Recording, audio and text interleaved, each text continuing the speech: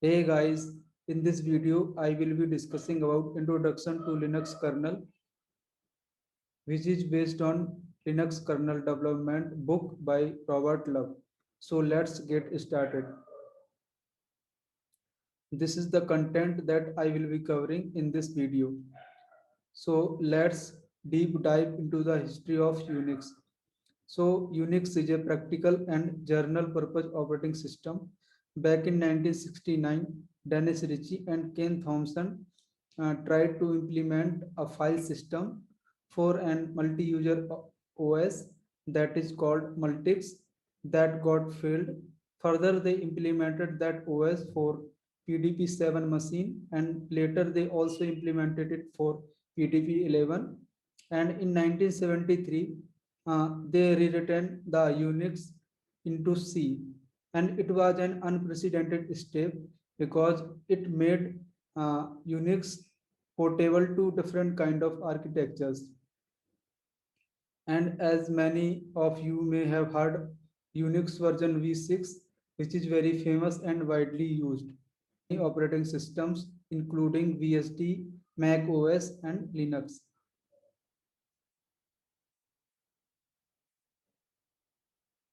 VSD is Berkeley's software distribution.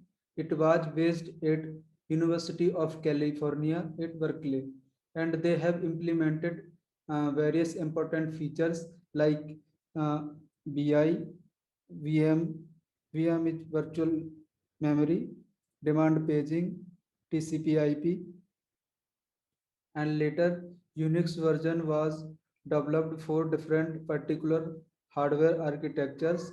For example, HPUX, IBM's AIX, and at that time Unix was widespread and widely used. It was because it was having very good properties. First is Unix is very simple.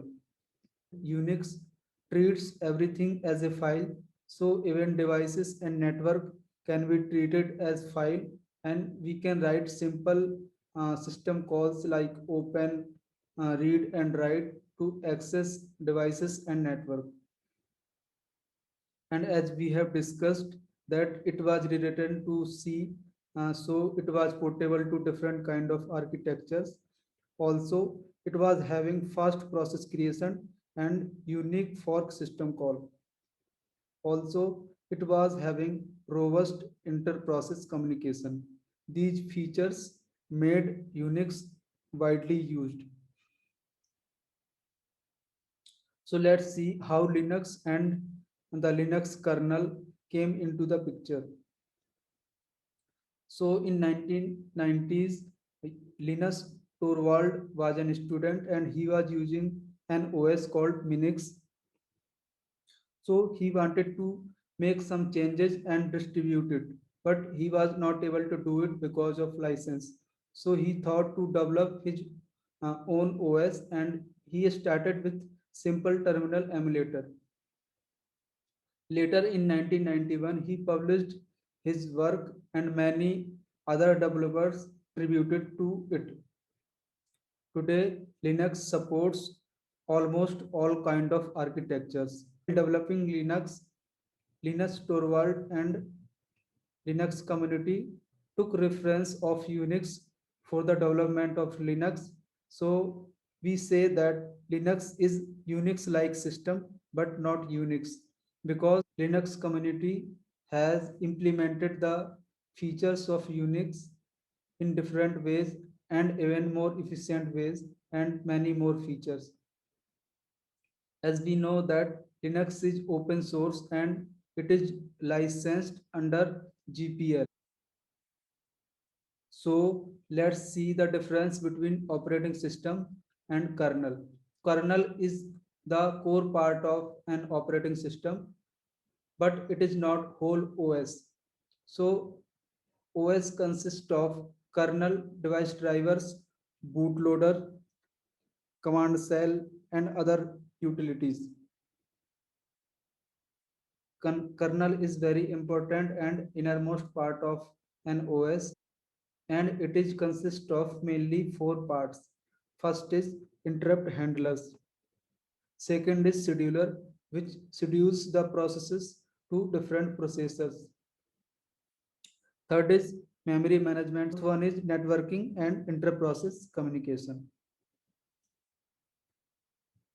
So let's see how user space applications interacts with the kernel, and in turn kernel interacts with the hardware. So let's take example of application 2. So if application 2 wants to open a file, then it will call to the kernel with the help of system call, and then kernel will call a specific open call of a file or a device, and it will return that file to the application 2. So in this way the communication will happen, and user application will be able to access any hardware resources in the system. So let's see the main features, or we say differences between Linux and Unix kernel. So Unix is monolithic stable binary, but Linux is monolithic with microkernel features. So what is monolithic? So monolithic is a single large executable binary that runs in a single address space. But monolithic with microkernel features, it implements different features of kernel in the form of different processes, and these processes runs in different address spaces. Unix supports paged memory management unit, but in Linux it can also run without MMU. Unix does not support dynamic loading of modules, but in the Linux, when kernel is up and running, we can also extend its feature in the form of module, and we can load those modules while kernel is already running. Most of the Unix kernels are non-preemptible, but Linux kernel is preemptible. We will discuss about all these things in further videos. And Unix and Linux both are free, but Linux is licensed under license GPL. So let's discuss the naming convention of kernel versions. This naming convention is based on kernel 2.6. So at that time, the first number represented the major version and the second number represented the minor version. So if minor version is odd, then it is development or test version.